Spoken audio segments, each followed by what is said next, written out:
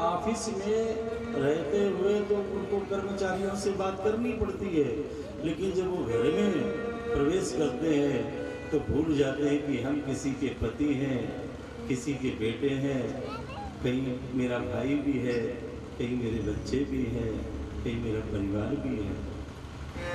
तो सबके साथ यथा योग्य रिश्तों के साथ में उसके साथ व्यवहार करना पड़ता है।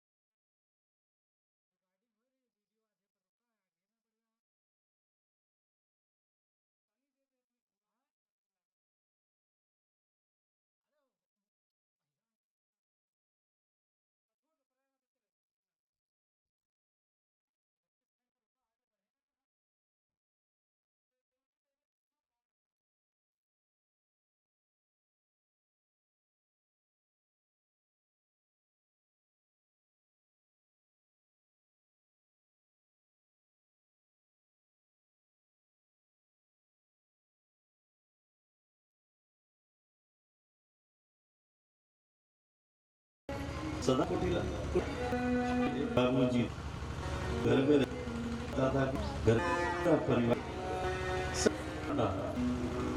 लिए थे, पत्नी करके दे निकल और राजा बच्चे मम्मी लगते मक्ती बच्चों की एक दिन की है तो, लेकिन 5 साल और हुआ तो ये खिड़कियाँ और क्या है पापा घर कमरे जी अंदर प्रवेश किए, बिल्कुल सा अरे बच्चों इधर उधर क्यों भाग गए? तुम्हारा बाप आया है, तुम्हारा पिता आया है, कोई काला नाग थोड़ी ना घुस आया है घर के अंदर। तो ऐसा स्वभाव मत बनाओ।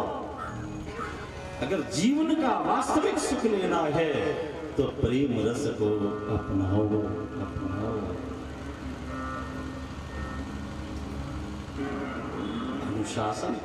अनुशासित रहो, लेकिन हर अच्छी बात पे बुरी बात पे एक जैसा समान व्यवहार करना, प्रेम से बोलना पड़ेगा राधे। लेकिन ऐसे व्यक्ति भी यदि सत्संग में आ जाए तो वो भी परिपूरित हो सकते हैं। वैसे तो आटा चालने वाली चलनी में जल नहीं भरा दिख सकता है, दिखेगा क्या? नहीं दिखेगा, क्योंकि छिद्र है उसमें।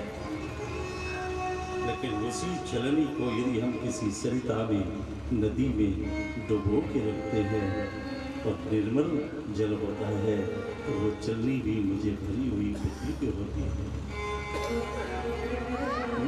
हम कम से कम अपनी आंखों से उस चलनी को भरा हुआ तो देख सकते हैं। मुझ में भी बहुत छिद्र है, काम के, क्रोध के, लोभ के, मोह के, मद के, मत्सर के, अहंकार के। भगवान कहते हैं कि तब तक मेरा मिलन नहीं जब तक ये गंदगी है।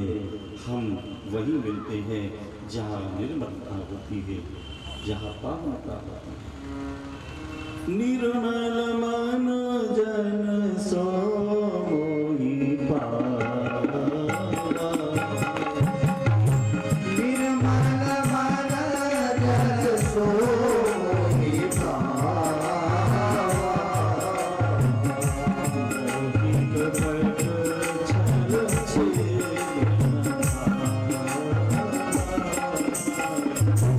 मोहि कपट छल छेदन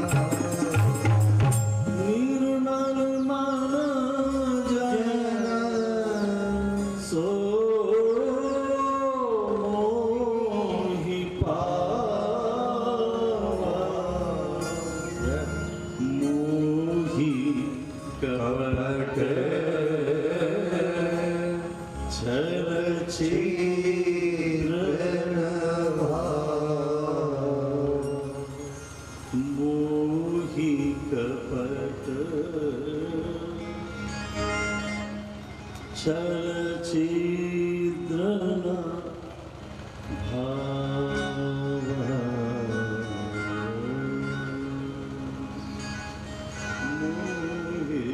कपट छल छिद्र न भाव क्रोधाग्निदग्धा कुटिलाश्च कामिनः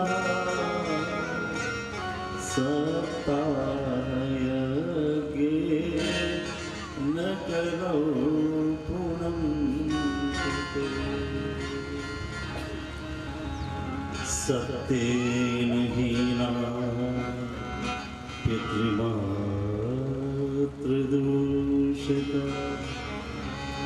कृष्णाकुला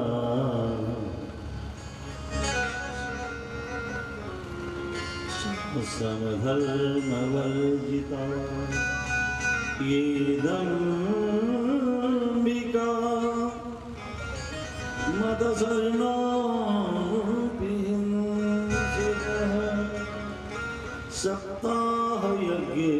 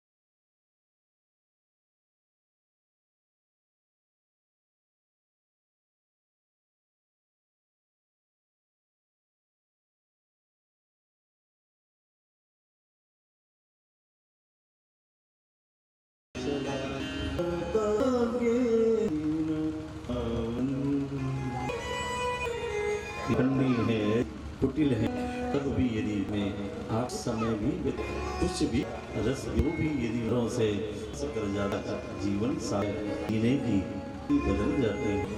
प्रभाव है तीन प्रभाव है मन सुगंधित हो महात्मा असुर बंधुकारी ने जो पैरों का प्रवर्तन ये भाग की बात नहीं, हाँ जीव रहा है यही स्थिति चिंता रहती का फल वो तो दिया था ने खाया गर्त किया परिणाम के गोकर है ना फिर होता है गोकर बहुत सुंदर वेद कर्म आचार्य संध्या कर ध्यान मशाया त्रिकाल अंधकारी अत्याचार करने लगा, वैश्याओं के यहाँ चलने लगा, व्यभिचार करने लगा। कुमारगी भागवत जी में लिखा है ना, कुमारगी बीमारगी हो गया, धन से पतित हो गया। का धन लेके जाने लगा, चोरी करके जाने लगा घर का धन। और जब धन नहीं बचा तो पिताजी के पास में आता है और पिताजी से आत्मदेव जी से कहता है कि मुझे धन चाहिए। अब धन देने के लिए मना कर दिया आत्मदेव जी ने, क्योंकि जान रहे हैं ना कि ये बीमार पे लगाता है, ये कुमार पे धन का अपव्यय करता है। पिता देता पुत्रों को ही है, लेकिन उस पुत्र को देता है जो व्यापार में वृद्धि करता है, जो पिता के मनोनुकूल आचरण करता है, पिता के कहने पर मार्गदर्शन से संचालन करता है, उसको पिता ज़्यादा महत्व देता है। लेकिन जो बेटा मार्गी हो जाता है, धन को अपव्यय करने लगता है, एक पिता से वो बेटा उस जिम्मेदारी से दूर हो जाता है। बेटा तुम भी हो, बेटा वो भी है, लेकिन एक अच्छी आचरण करने वाला है और एक तो अच्छा तो सबको चाहिए ना, अच्छा तो सबको चाहिए, किसको नहीं चाहिए, सभी को अच्छा चाहिए। तो आत्मदेव जी ने मना कर दिया, और जब मना कर दिया तो भैया जो है अब आत्मदेव जी महाराज के ऊपर उसने अपने पैरों का बहुत जोर से प्रहार किया।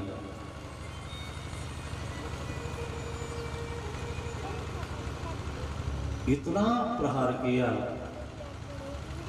कि आत्मदेव जी की आंखें खुल गई।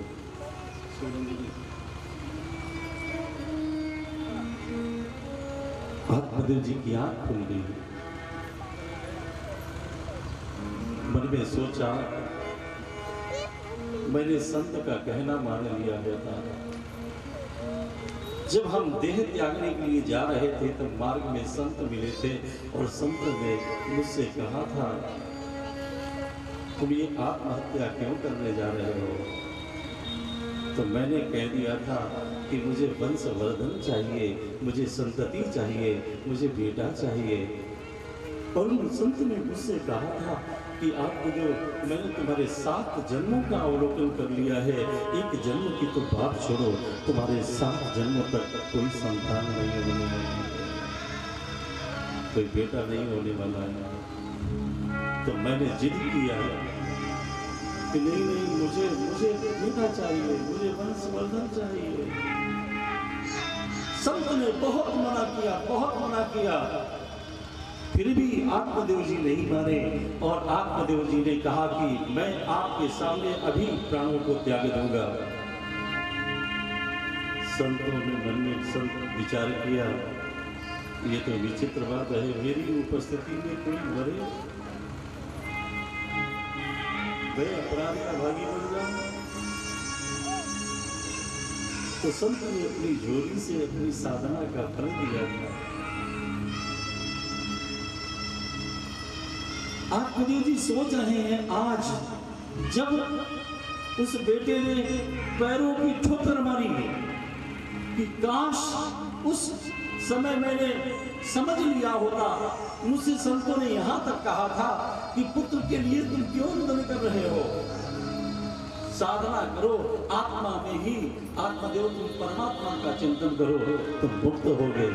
मैं तुम्हें आशीर्वाद देता हूँ। मैंने तब उनकी एक ना सुनी थी। उन्होंने मुझसे कहा था कि एक पुत्र के लिए तुम रुदन कर रहे हो, आत्महत्या करने जा रहे हो। सगर जी के तो 60,000 पुत्र थे। कपिल के आश्रम में गए, सब रात की देरी में परिणत हो गए, भस्मसात हो गए। तब मैंने संत की एक भी न सुनी, एक भी न मानी। और आज अब मैं क्या करूं, कहाँ जाऊं? आसारा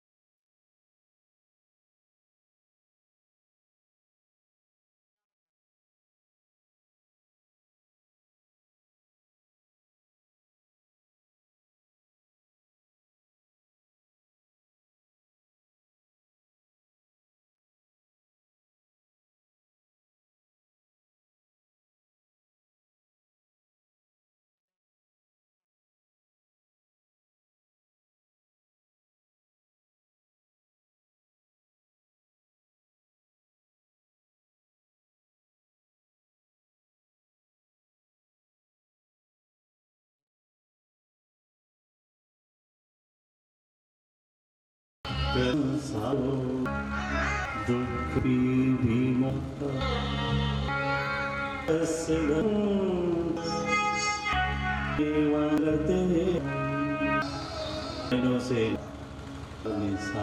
देव हरिगुण गाओ।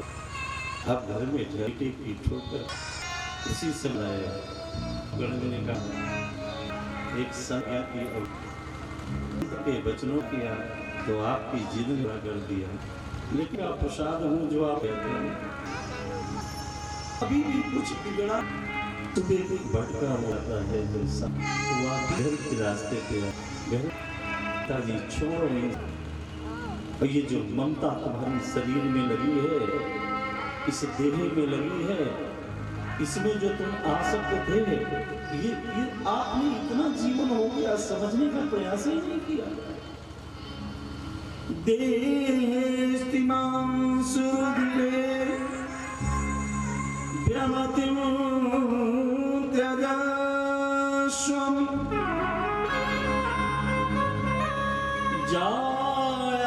जायासुतादिषु सदा ममतां विमुञ्च पश्यानिशं जगदिदं क्षणभङ्गनिष्ठं वैराग्यरागरसिको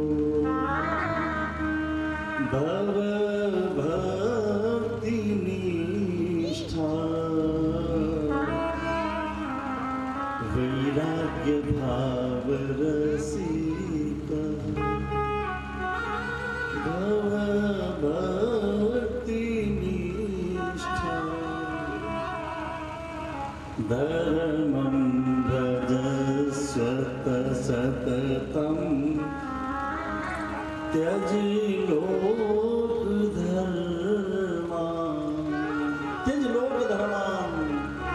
अब केवल धर्मं भजस्व, ये देह जो है ये तो अस्थि मांस रुधिर का पिंड मात्र है जिसमें आसक्त हो रहे हो। जाया सुतादिस सदा ममतां विमुञ्च, ये मोह है और जहां मोह है वहां मोहन नहीं है। जहां देह का मद है, सुंदरता का मद है, बल मद है, वैभव का मद है, वहां पर मदन नहीं है। जब इसका मोह न होगा तो मोहन मिलेगा। जब जो ये प्राप्त है इसका घमंड मद ना होगा तब तुम्हें मदन मिलेगा। इसलिए धर्मं भजस्व सततम। अब जो समय मिला है पिताजी, सततम धर्मं भजस्व, केवल थोड़ी देर के लिए नहीं, जीवन का उद्देश्य मान लीजिए, जीवन का लक्ष्य बना लीजिए। यही आपका गंतव्य है, यही आपका आधार है। नहीं तो फिर से 84 के चक्कर में पड़ने वाले हो पिताजी। एक संत कृपा का फल गोकर्ण के रूप में जो प्राप्त है वो शिक्षा दे रहा है, वो बोध करा रहा है, वो इंगित कर रहा है कि पिताजी तुम्हें करना क्या चाहिए, तुम्हारे लिए क्या उचित है। तो सततम धर्मं भजस्व, धर्मावलंबी बन जाओ और लोक धर्म को छोड़ो, अब परम धर्म को अपनाओ। परम धर्म क्या? हम राम जी के राम जी हमारे,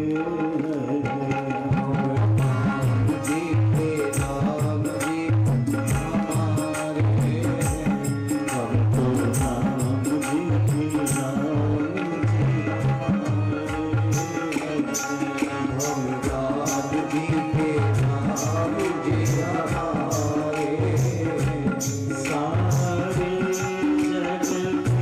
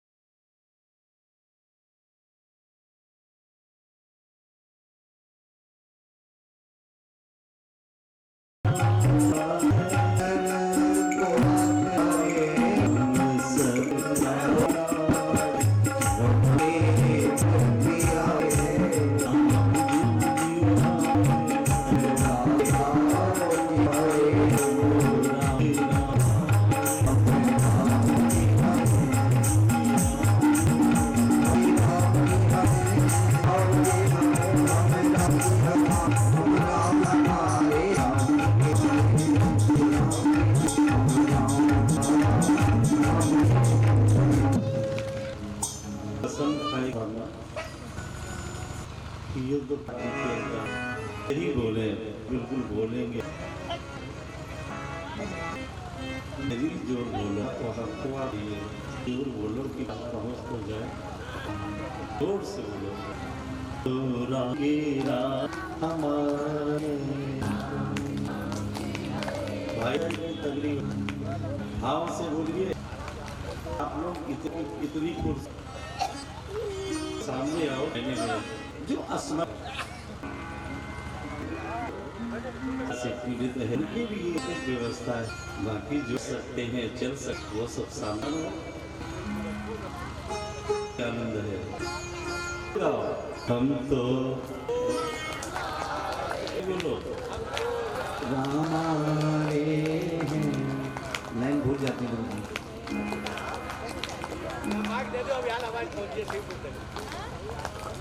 सारे जग के रखवारे हैं, सारे जग के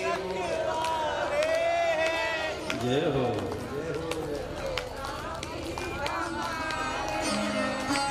हम राम जी के राम जी हमारे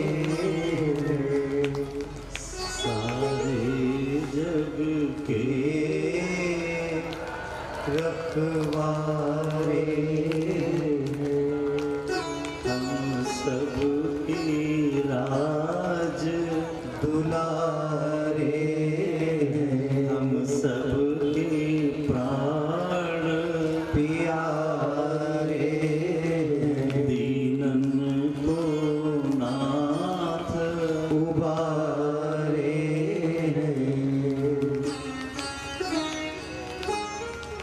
वही है। तो इसलिए गोकर्ण जी महाराज ने कहा धर्मं भजस्व सततम त्यज लोक धर्मा। जो उसका आश्रय है उनका भजन करें और गोकर्ण जी महाराज की बात को मानते हुए आत्मदेव जी ने घर छोड़ दिया और वन की यात्रा की और मन में संकल्प कर लिया कि अब तो मुझे हरि का गुण गाना है। संदल तो मलकर देख लिया, अब काफी मलकर देखेंगे और जिस राह में मेरा श्याम मिले अब उस राह पे चलकर बहुत अपनों को अपनाने का प्रयास किया पर कोई अपना न बन सका। बहुत अपनाने का प्रयास किया, कोई अपना न बन सका। इसलिए अब जिस राह में सीता राम मिले उस राह पे चलकर जिस राह में मेरा श्याम दिखे मिले उस राह पे चलकर देखेंगे। इसलिए श्री कृष्ण का स्मरण करते हुए और श्रीमद् भागवत के 10वें स्कंद का पाठ करते हुए आत्मदेव जी महाराज भगवत धाम को पधारते हैं। अब तो धुंधकारी परम स्वतंत्र हो गया, पिताजी भी चले गए। अभी एक दिन अपनी मैया धुंधकारी के पास में आया, बोले माँ मुझे पैसा रुपया जहाँ कहीं रखा हुआ तो धुंधली ने भी मना कर दिया। धुंधली ने भी मना किया मेरे पास में नहीं है। तो आओ देखा ना ताओ 2-4 उनके भी जड़ दिए और आज धुंधली को पश्चाताप हुआ और रुदन करती हुई एक अंधे कुएं में जाकर के गिर पड़ती है और अपने प्राणों को त्याग देती है। अब तो अपना राज्य आ गया। जो कभी गणिकाओं के घर जाता था, अब वो गणिकाओं को अपने घर में ही प्रवास बना दिया, गणिकाओं के साथ में रहने लगा। एक दिन गणिकाओं ने मन में विचार किया, ये तो धन चुराता है, धन छीनता है, इसके पास तो कुछ बचा नहीं, इसने घर का तो सब सामान सबटा बेच दिया, तो और लोगों के यहाँ भी जाने लगा चोरी करने के लिए। तो एक दिन ये पकड़ा जाएगा, इससे पूछा जाएगा ये धन कहाँ ले जाते हो, किसको देते हो, किसके लिए खर्च करते हो, तो ये मेरा नाम बताएगा तो मैं भी पकड़ी जाऊंगी। इसलिए रात के समय जब ये सो रहा था, गणिकाओं ने आपस में बैठ कर के निर्णय लिया कि न रहे बांस तो बजेगी बांसुरी क्यों कर, इसको ही समाप्त कर दिया जाए, नहीं तो एक दिन हम सब फंस जाएंगे। रात को जब ये सो रहा था, उसी समय गणिकाओं ने रस्सी से जकड़ करके चरपैया में ही बांध दिया और उतने से भी डंडों से पिटाई की, मृत्यु हुई।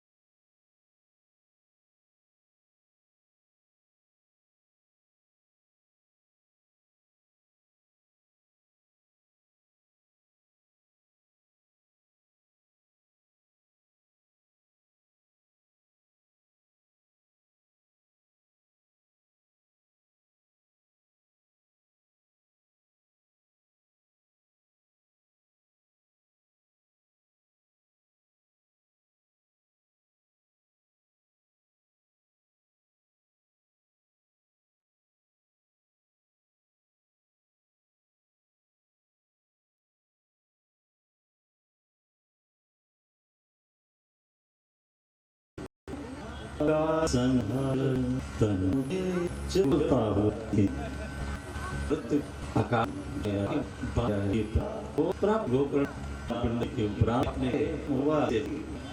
स्वयं ने इस धुंधुकारी को भी मार दिया। गोकर्ण जी महाराज से कहा कि आप खाने पीने की चिंता मत करियो, हमारे यहाँ से भोजन प्रसादी आपको प्राप्त हो जाएगी। गोकर्ण जी बहुत सच्चे वैष्णव थे, सच्चे साधक। वेद व्यास जी को लिखना पड़ गया, गोकर्णो पंडितो ज्ञानी, बहुत सुंदर ज्ञानवान थे गोकर्ण जी महाराज। मन में विचार किया, कितना कुछ भी हो, प्रसाद कहीं से भी आ जाए, वो भगवत कृपा प्रसाद मानते हुए सेवन हो जाएगा। लेकिन मैं इस नगर में, इस गांव में प्रवास करूं तो किसी के ऐसो आराम युक्त भवन में नहीं, जैसा भी है, जो भी है, हमारे पूर्वजों की देवी है, हमारे पूर्वजों का घर है, हमारे पितरों का घर है, यहाँ हमारे पूर्वजों ने साधना की है और यहाँ मेरी माँ की साधना है। तो जननी जन्मभूमिश्च स्वर्गादपि गरीयसी, स्वर्ग से भी बढ़कर है, वैकुंठ से भी बढ़कर है। इसलिए गोकर्ण जी महाराज ने अपनी उसी पूर्वजों की कुटिया पे बनाए हुए मकान पे उन्होंने विश्राम किया। रात्रि में सोए थे,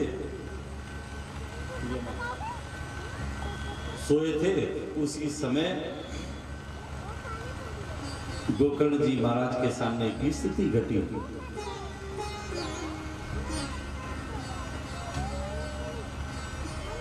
विचित्र विचित्र रूपों में कोई उनके सामने आने लगा। वेद व्यास जी लिखते हैं भागवत में, शक्रन्मीशः शक्रध्वस्ति शक्रच्चमहिषो भवत् शक्रन्द्रः सचक्रानिः पुनश्च पुरुषो भवत्। कभी तो कोई भेड़ा बन करके आता है सामने। शकर्मेशा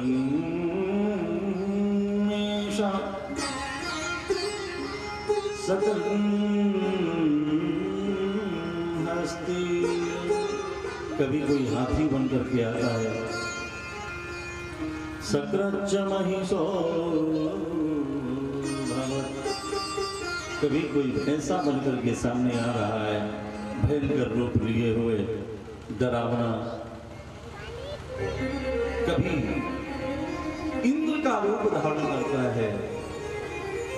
सकदुर्रः सकच्चाग्नि पुनश्च पुरुषो भवत्, सकदिन्द्रा सकच्चाग्नि सकच्च पुरुषो भवत्। कभी इंद्र बन जाता है, कभी अग्नि का भयंकर रूप लेकर के प्रकट होता है, कभी पुरुष के रूप में। गोकर्ण जी महाराज तो त्रिकालज्ञ संध्या वासन करने वाले हैं, वेद पाठी है, कर्मकांडी आचार्य हैं। तो श्री गोकर्ण जी महाराज ने कई पुरुषचरण किए हैं गायत्री के, हाथ में कमंडलू से जल लिया और गायत्री का मंत्र पढ़ा, जल का छींटा दिया। जो ही जल का छींटा डाला उसमें से आवाज आई, अहम भ्राता त्वदीयोऽस्मि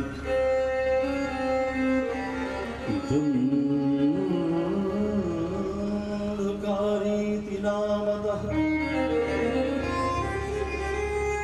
हे भैया भैया, मैं आपका ही भाई हूँ।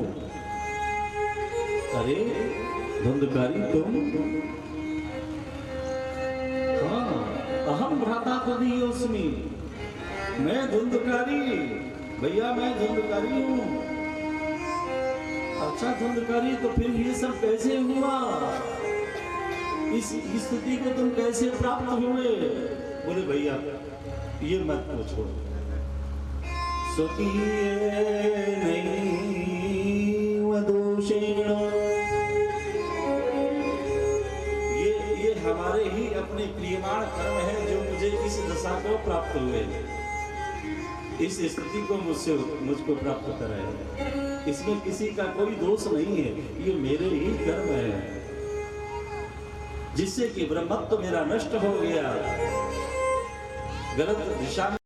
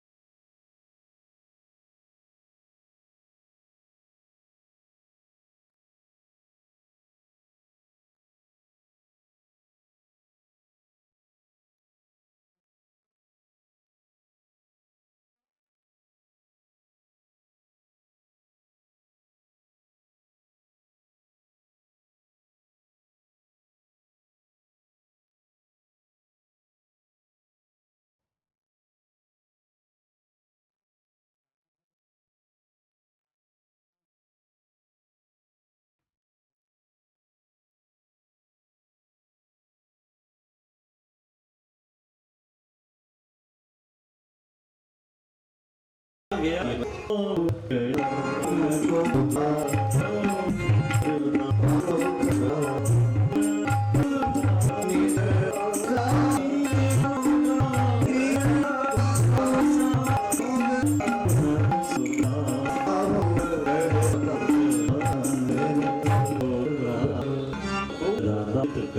जैसा अच्छा कर अच्छी ठीक है तुम्हारी कहीं कहे तो वे नींद न अब इसको इस दशा से मुक्त कैसे किया जाए, इसकी मुक्ति कैसे संभव हो। इसलिए गोकर्ण जी महाराज रात भर चिंतन किए, सवेरा हुआ अपने नित्य नैमित्तिक कर्म से निवृत्त हुए, स्नानोपरांत संध्या करने के लिए बैठे, सूर्य को अर्घ देने जा रहे थे, लेकिन अपने भाई धुंधकारी की मुक्ति का ही चिंतन चल रहा था। सूर्य का रथ स्तब्ध हो गया, ठहर गया और आवाज दी, क्या बात है गोकर्ण, क्या सोच रहे हो। अरे प्रभु भास्कर आदित्य जी, मैं अपने भाई की मुक्ति के लिए कोई साधन का चिंतन कर रहा हूँ, कौन सा यजन किया जाए, कौन सा भजन किया जाए, कौन सा जप तप अनुष्ठान किया जाए जिससे मेरे भाई की मुक्ति हो सके, धुंधकारी की मुक्ति हो सके। उसी समय सूर्य ने आज्ञा दी और कहा कि अपने भाई की मुक्ति के लिए सोच रहे हो तो सुनो, श्रीमद् भागवतां मुक्ति सप्ताहवाचनम कुरु। एक ही जप है, एक ही तप है, एक ही अनुष्ठान है, एक ही साधना है, एक ही आराधना है, एक ही चिंतन है। जो चिंता को दूर कर सकता है वो है श्रीमद् भागवत महापुराण की सप्ताह कथा। उसका तुम अनुष्ठान करो, आयोजन करो, सप्ताह वाचनम कुरु। यदि सूर्य ने कहा होता किसी वक्ता को बुला लो तो शायद गोकर्ण जी महाराज वक्ता को बुलाते, रामकृपाल जी। सूर्य ने यदि ये कहा होता कि इसका आयोजन करो तो शायद गोकर्ण जी किसी वक्ता को बुला के बैठते, लेकिन सूर्य के मुख से क्या निकला, सप्ताह वाचनम गुरु। ये सूर्य की आज्ञा है, सूर्य ने आज्ञा दी कि तुम स्वयं श्रीमद् भागवतान मुक्ति ही, जिससे उसकी मुक्ति होगी वो है श्रीमद् भागवत महापुराण। उसको सप्ताह विधि से तुम अपने भाई को सुनाओ, वाचनम गुरु। इसलिए भैया गोकर्ण जी महाराज ने श्रीमद् भागवत कथा का अनुष्ठान साप्ताहिक किया और एक 7 गांठ का बांस लगाया। पोला बांस 7 गांठे हैं जिसमें, तो उसमें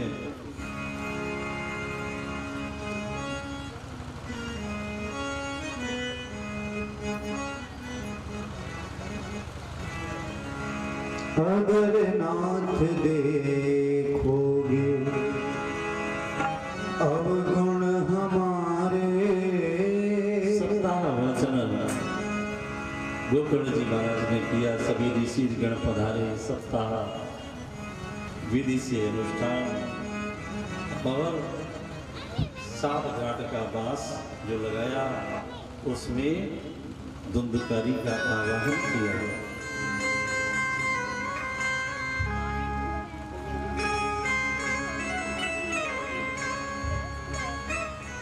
वायु रूप से धुंधकारी उसमें प्रवेश करता है बांस के छिद्र में और मन में सोचता है कि क्या बात है, भाई हो तो मेरे जैसा भाई हो। और भगवान से बढ़कर के इसमें हमारे कौन दूर कर सकता है। अगर नाथ देखोगे अवगुण हमारे, तो हम कैसे भव से लगेंगे किनारे। अगर नाथ देखोगे अवगुण हमारे, अगर नाथ देखोगे अवगुण हमारे, अगर नाथ देखोगे अवगुण हमारे, अगर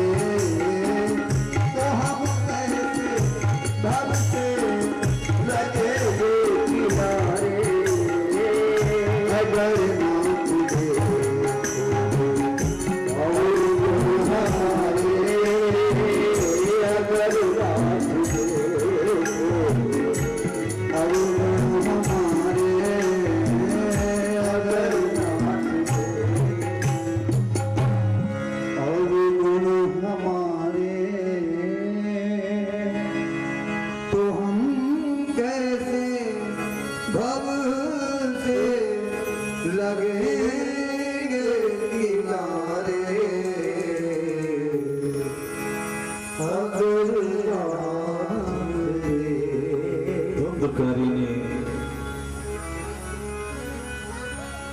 इस भाव को समर्पित किया गोविंद को। अगर नाथ देखोगे अवगुण हमारे, तो भव सिंधु से हम कैसे पार हो पाएंगे।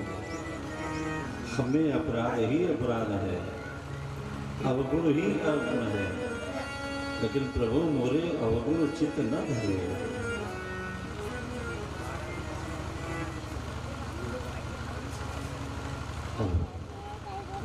गोकर्ण जी महाराज ने पहले दिन की कथा संपन्न करी तो परिणाम क्या हुआ।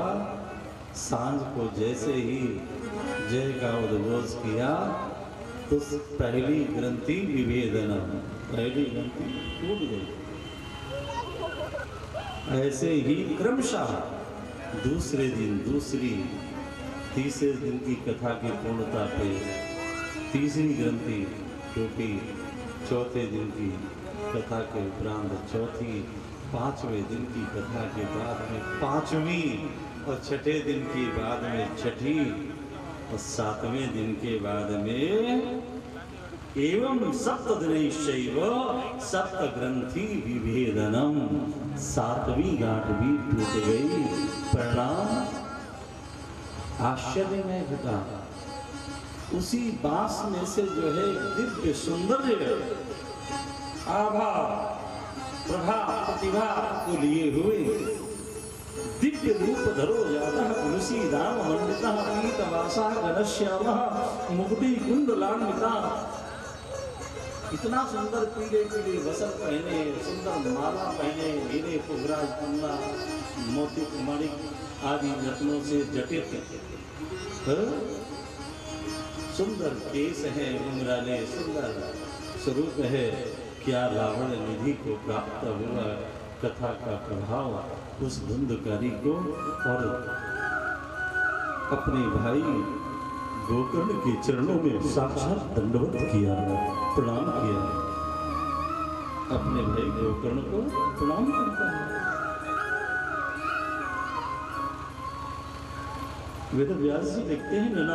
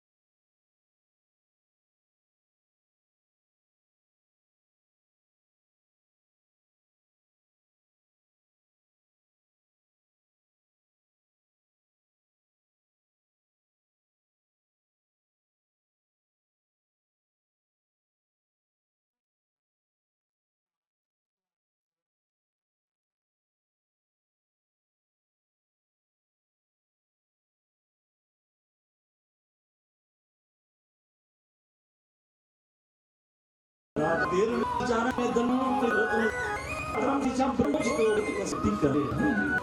कभी सफल भाई भाई भाई हो गए जो सुनते हैं तो आपके लिए हो गए यही फल में से लो तो संसार तुम है मन में है आस जिया आप मन में सुने किया है आप चिंता दिए तुम लेकिन बहू जी से कह के आई थी कि आज बढ़िया दाल फ्राई करके रखना, आते ही आते हम भोजन करेंगे, गरम गरम रोटी है। और सासू जी की एक आदत थी कि भोजन वाकई में वो सूर्यास्त के पहले ही कर लेती थी, रात नहीं करती थी। तो कथा से जब पहुंची तो रोटी बना चुकी थी बहू, ये दिन रखे थे संभाल करके कि गरम बनी रहे। लेकिन जब तक थाल परोस के ले गई तब तक रोटी और ठंडी हो गई।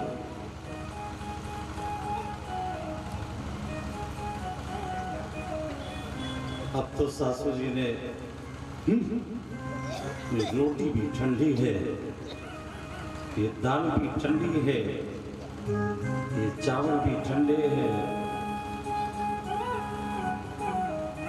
तो सासू ने दोनों हाथ जोड़ करके सासू बहू ने दोनों हाथ जोड़े और सासू से कहा, माता माता एक बात कहे, आप तो कथा सुन के आ रही हो ना? भगवान की कथा सुनी आपने, कुछ प्रेम की बात, कुछ भाव की बात, कुछ जीवन जीने की बात बताई गई होगी। लेकिन मानती हो कि दाल भी ठंडी है और चावल भी ठंडे है, रोटी भी ठंडी है, तो फिर आप क्यों गर्म हो रही हो? जब दाल भी ठंडी, रोटी भी ठंडी, चावल भी ठंडे, तो आप भी ठंडे हो जाओ ना। कथा सुनने के बाद में भी ये गर्मी।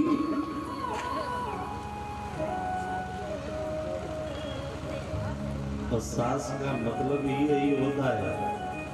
सास का मतलब मालूम क्या होता है? आता है सास माने जो अपनी बहू को न लेने दे चैन की सांस, वो है। प्रेम से बोलो राधे राधे। लेकिन आजकल की बहुरियाँ इतनी ज़्यादा पढ़ी लिखी आ रही हैं कि वे अपने सासे का नहीं। लेकिन ये और कहीं की बात मैं सुना रहा हूँ आपको, ये सेवपुर की बात नहीं है। यहाँ तो सास जी भी बहुत अच्छी है और बहू जी भी बहुत अच्छी है। प्रेम से कथा सुन रहे हैं, प्रेम से मुस्कुरा रहे हैं और प्रेम से जो प्राप्त होता है घर में, उसको प्रभु का प्रसाद समझ करके पा रहे हैं। रात्रि में भी चिंतन कथा का, सत्संग का जो सुना है, और फिर चिंतन रहता है कि समय से दूसरे दिन भी कार्य करना है तो रात्रि में ही चर्चा हो जाती है। तो टाइम से कथा सुनने भी पहुंचना है।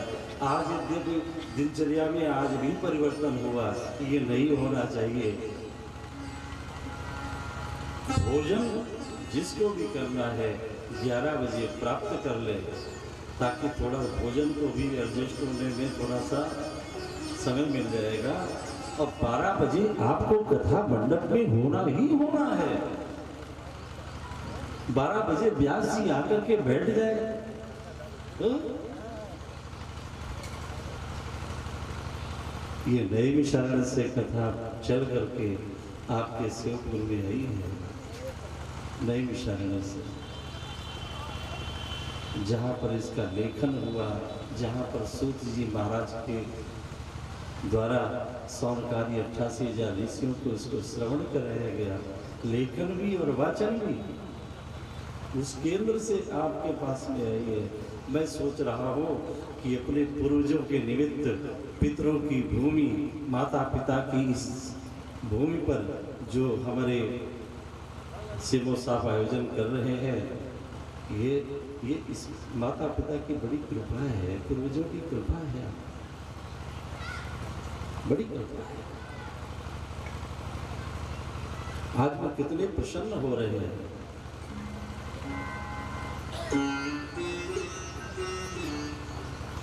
बहुत प्रसन्न हो रहे हैं। तो आप लोग भी चाहते हो कि हमारे ऊपर भी हमारे जो पितृ लोग हैं वो प्रसन्न रहे। तो ये अनुष्ठान इन्होंने तो आयोजित कर दिया, संकल्प लेकर के सारे संसाधनों को जुड़ा करके आचार्य जी सुंदर, हमारे नए मिशन के श्रेष्ठ आचार्य श्री नंदराम जी, आचार्य पंडित श्री छोटेलाल जी, और जिनके सुंदर वैदिक विधि विधान से वेद मंत्रों के द्वारा, चाहिए तो ये कि पूजा में भी आकर के बैठो। यहाँ कोई आपको बंधन में नहीं डालना जा रहा है।